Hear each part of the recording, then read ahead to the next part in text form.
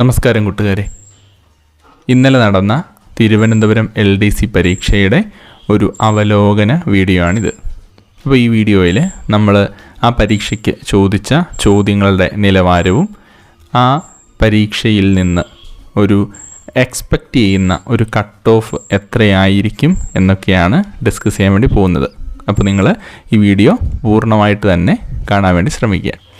അപ്പോൾ ഈ ഒരു ചോദ്യപേപ്പറിൻ്റെ പ്രത്യേകത എന്ന് പറയുന്നത് സ്റ്റേറ്റ്മെൻറ്റ് ടൈപ്പ് ചോദ്യങ്ങളും ഡയറക്റ്റായിട്ടുള്ള ഒബ്ജക്റ്റീവ് ടൈപ്പ് ചോദ്യങ്ങളും ഇടകലർന്ന ഒരു ചോദ്യപേപ്പറായിരുന്നു ഇന്നലെ നടന്ന തിരുവനന്തപുരം LDC പരീക്ഷയുടെ ചോദ്യപേപ്പർ എന്ന് പറയുന്നത്.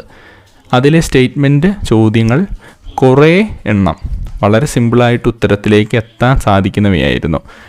ഓപ്ഷൻസിൽ നിന്നും ഓപ്ഷൻ എലിമിനേഷൻ വഴി നമുക്ക് സ്റ്റേറ്റ്മെൻറ്റ്സിലെ ശരി ഉത്തരം കണ്ടെത്താനായിട്ട് സാധിക്കുന്ന രീതിയിൽ കുറച്ചധികം ചോദ്യങ്ങളുണ്ടായിരുന്നു. തീരെ പറ്റാത്ത കീറാമുട്ടി ചോദ്യങ്ങൾ വളരെ കുറവായിരുന്നു. വിരളിൽ എണ്ണാവുന്ന ചോദ്യങ്ങൾ മാത്രമേ അങ്ങനത്തെ ചോദ്യങ്ങൾ ഉണ്ടായിരുന്നുള്ളൂ. ചുരുക്കം പറഞ്ഞാൽ ഒരു 10th ലെവൽ മെയിൻസ് പരീക്ഷയ്ക്ക് അനുയോജ്യമായ രീതിയിൽ തയ്യാറാക്കിയ ഒരു ചോദ്യപേപ്പറായിരുന്നു തിരുവനന്തപുരം LDCയുടെ ചോദ്യപേപ്പർ എന്ന് പറയുന്നത്. അപ്പോൾ PSC പരീക്ഷകൾ വളരെ സീരിയസ് ആയിട്ട് എടുക്കുന്ന, അതിനുവേണ്ടി സീരിയസ് ആയിട്ട് പ്രിപ്പയർ ചെയ്യുന്ന ഉദ്യോഗാർത്ഥികളെ സംബന്ധിച്ചിടത്തോളം അവർക്ക് ഇങ്ങനത്തെ കൺഫ്യൂസിംഗ് ആയിട്ടുള്ള കുറച്ച് ചോദ്യങ്ങൾ, ആ ചോദ്യങ്ങൾ തിരിച്ചറിയാനും അതിൽ ഒഴിവാക്കേണ്ടവ ഒഴിവാക്കാനും സാധിച്ചിട്ടുണ്ടാവണം.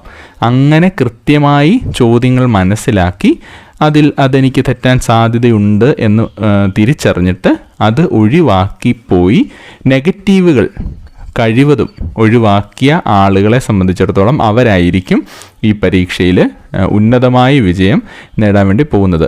ചോദ്യപേപ്പർ നോക്കിയതിൽ നിന്നും മനസ്സിലാവുന്നത് ഇതിൽ ഡിലീഷൻസ് വരാനായിട്ടുള്ള സാധ്യത വളരെ കുറവാണ്. ചോദ്യങ്ങളെല്ലാം തന്നെ നല്ല ചോദ്യങ്ങളായിരുന്നു. അതിൽ കൺഫ്യൂസിംഗ് ആയിട്ടുള്ള ഒന്നും തന്നെ ഇല്ലായിരുന്നു. അപ്പോൾ ഡിലീഷനൊന്നും ഉണ്ടാവാൻ സാധ്യത കാണുന്നേയില്ല. അപ്പോൾ ഈ ഒരു ചോദ്യപേപ്പറിനെ കുറിച്ച് നമ്മൾ ഒന്ന് നോക്കുമ്പോൾ കൃത്യമായിട്ടും നെഗറ്റീവ് ഒരുപാട് പേർക്ക് വന്നിട്ടുണ്ടാവാൻ സാധ്യതയുണ്ട്. അതിൽ അശ്രദ്ധ മൂലവും പിന്നെ കൃത്യമായിട്ട് ഫാക്റ്റ് മനസ്സിലാക്കാത്തത് മൂലവും നെഗറ്റീവുകൾ വന്നിട്ടുണ്ടാവാനായിട്ട് സാധ്യത ഉണ്ടെന്നാണ് മനസ്സിലാവുന്നത്. ഈ നെഗറ്റീവ് മാർക്ക് വലിയൊരു വിഭാഗത്തെ ബാധിക്കും എന്നതിൽ ഒരു സംശയമില്ല.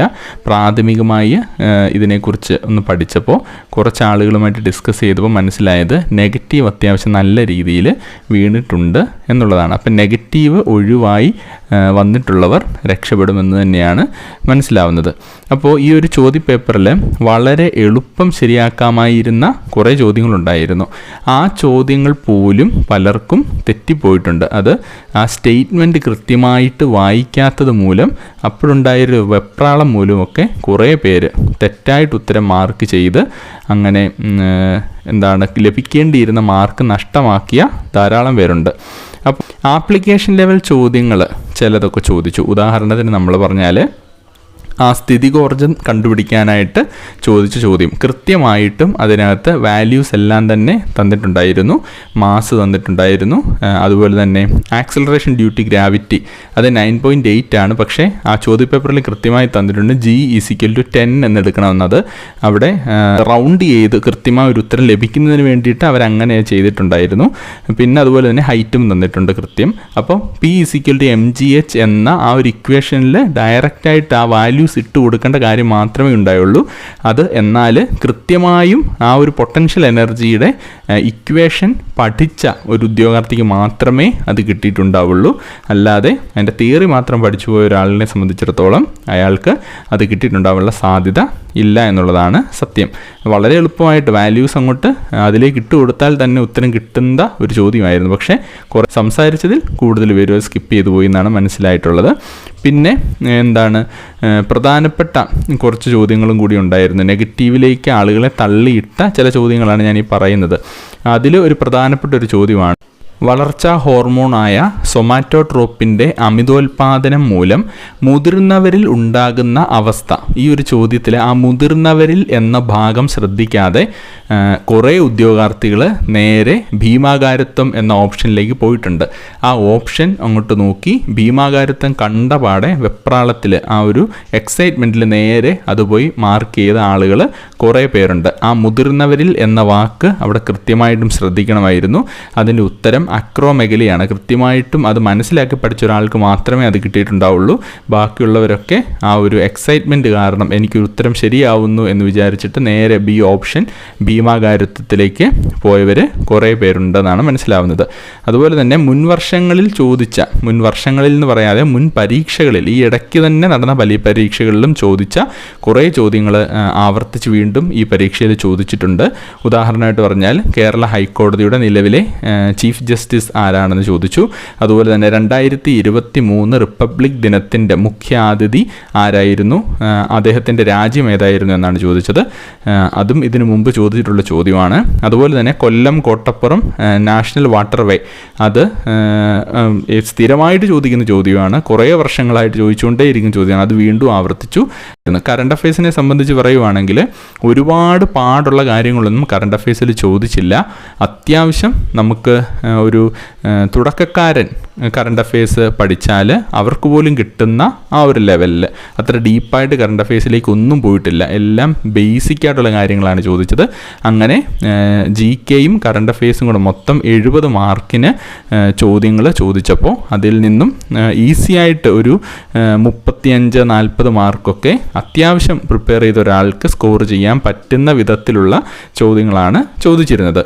പിന്നെ ഇംഗ്ലീഷ്, മാത്സ്, മലയാളം എന്ന പോർഷൻ, ആ ഒരു പോർഷനെ സംബന്ധിച്ചിടത്തോളം ഇത്ര എളുപ്പത്തിൽ ഈ അടുത്തൊന്നും ഇംഗ്ലീഷ്, മാത്സ്, മലയാളത്തിൽ നിന്ന് ചോദ്യങ്ങൾ വന്നിട്ടില്ല എന്നുള്ളതാണ് സത്യം.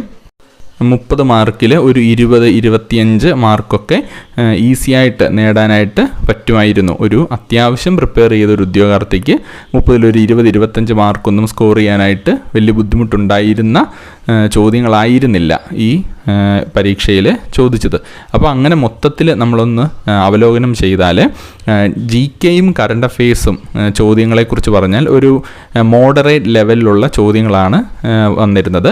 അതുപോലെ ഇംഗ്ലീഷ്, മാത്സ്, മലയാളം ആ ഒരു ഭാഗം എടുത്താൽ ഈസി ടു മോഡറേറ്റ് ലെവലിലുള്ള ചോദ്യങ്ങളാണ് അവിടെ ചോദിച്ചിട്ടുണ്ടായിരുന്നത്. അങ്ങനെ ഈ ചോദ്യപേപ്പറിൻ്റെ ഒരു പ്രാഥമിക അവലോകനം എന്ന രീതിയിൽ പ്രാഥമികമായും ഞാൻ ഈ ചോദ്യപേപ്പർ ഒന്ന് ചെയ്തു നോക്കിയപ്പോൾ എനിക്ക് മനസ്സിലായ ഒരു കാര്യം എന്ന് പറയുന്നത്, ഈ പരീക്ഷയെ സംബന്ധിച്ചിടത്തോളം ഒരു 60-ന് മേലെ മാർക്ക് സ്കോർ ചെയ്ത ഒരു ഉദ്യോഗാർത്ഥി അവർക്ക് വളരെ സന്തോഷത്തോടുകൂടി ഇനി ഒരു ടെൻഷനും ഇല്ലാതെ സമാധാനമായിട്ടിരിക്കാം എന്നുള്ളതാണ് എനിക്ക് മനസ്സിലായ കാര്യമെന്ന് പറയുന്നത്. ഒരു 60+ നിങ്ങൾക്ക് മാർക്കുണ്ടെങ്കിൽ ഒന്നുകൊണ്ടും ആകുലപ്പെടേണ്ട കാര്യമില്ല. ഈസി ആയിട്ട് നിങ്ങൾ ലിസ്റ്റിൽ ഉൾപ്പെടും എന്നുള്ളത് തന്നെയാണ് സത്യം. പിന്നെ കട്ട് ഓഫിൻ്റെ കാര്യം, എക്സ്പെക്റ്റ് ചെയ്യുന്ന കട്ട് ഓഫ്. അപ്പോൾ ഈ ഒരു ചോദ്യപേപ്പർ നോക്കുമ്പോൾ ഇതിലെ ചോദ്യങ്ങളുടെ നിലവാരം ഒക്കെ ഒന്ന് മനസ്സിലാക്കുമ്പോൾ എക്സ്പെക്റ്റ് ചെയ്യുന്നൊരു കട്ട് ഓഫ് എത്രയാണ് എന്ന് ചോദിച്ചാൽ ഒരു 55-നും 60-നും ഇടയിലുള്ള ഒരു മാർക്കായിരിക്കും കട്ട് ഓഫായിട്ട് വരാൻ സാധ്യത എന്നാണ് എനിക്ക് തോന്നുന്നത്. ഒരു 60 മാർക്കിന് മേലെ നിങ്ങൾ സ്കോർ ചെയ്തിട്ടുണ്ട് എങ്കിൽ ഒന്നുകൊണ്ട് നിങ്ങൾ വിഷമിക്കേണ്ടതോ ടെൻഷൻ അടിക്കേണ്ടതോ ആയ ഒരു സാഹചര്യം ഇല്ല. അതിന് മേലെയുള്ളൊരു കട്ട് ഓഫ് ഒന്നും എന്തായാലും വരാൻ പോകുന്നില്ല. 60-ന് പ്ലസ് നിങ്ങൾക്ക് മാർക്കുണ്ടെങ്കിൽ തീർച്ചയായിട്ടും നിങ്ങൾ ഈ ഒരു ലിസ്റ്റിൽ ഉൾപ്പെടും എന്നാണ് എനിക്ക് തോന്നുന്നത്. ഇതെൻ്റെ ഒരു മനസ്സിലാക്കലിൽ നിന്നും ഞാൻ പറഞ്ഞിരിക്കുന്ന ഒരു കട്ട് ഓഫ് റേഞ്ചാണ്. ഇത് 100% ഒരിക്കലും ശരിയാവില്ല. ഏകദേശം ഇങ്ങനെയൊക്കെ വരും എന്നാണ് എനിക്ക് തോന്നുന്നത്. അപ്പോൾ നിങ്ങൾക്ക് ഈ പരീക്ഷ എഴുതിയ ഉദ്യോഗാർത്ഥികൾക്ക് പരീക്ഷ എങ്ങനെ ഉണ്ടായിരുന്നു, നിങ്ങൾക്ക് ഏകദേശം എത്ര മാർക്കൊക്കെ സ്കോർ ചെയ്യാൻ സാധിച്ചു എന്നൊക്കെ നമ്മളുടെ കമൻറ്റ് ബോക്സിൽ ഒന്ന് അറിയിച്ചാൽ മറ്റുള്ളവരുടെ ഒരു മാർക്ക് റേഞ്ചൊക്കെ നിങ്ങൾക്ക് അറിയാൻ വേണ്ടി പറ്റും. അപ്പോൾ ഈ വീഡിയോ നിങ്ങൾക്ക് യൂസ്ഫുൾ ആയെങ്കിൽ വീഡിയോ ഒന്ന് ലൈക്ക് ചെയ്യുക, നിങ്ങളുടെ അഭിപ്രായങ്ങൾ കമൻറ്റ് ബോക്സിൽ അറിയിക്കുക, നിങ്ങളുടെ കൂട്ടുകാരിലേക്ക് വീഡിയോ ഒന്ന് ഷെയർ ചെയ്ത് നൽകുക. ഈ ചാനലിലെ കൂടുതൽ വീഡിയോസ് ലഭിക്കാനായിട്ട് ചാനൽ ഒന്ന് സബ്സ്ക്രൈബ് ചെയ്യുകയും ആ ബെൽ ബട്ടൺ ഒന്ന് അമർത്തുകയും ചെയ്യുക. Thanks for watching.